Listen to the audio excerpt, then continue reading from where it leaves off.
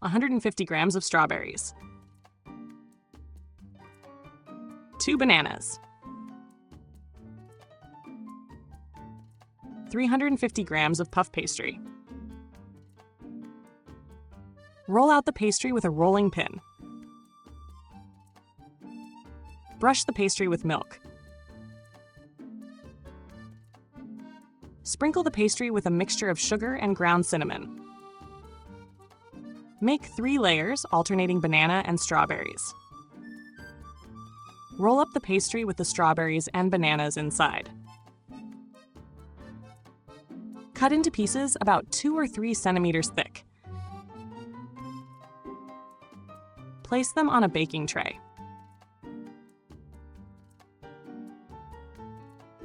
Sprinkle with the sugar and cinnamon mixture.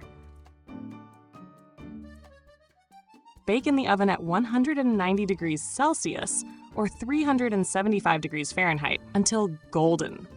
Perfect! Enjoy your meal.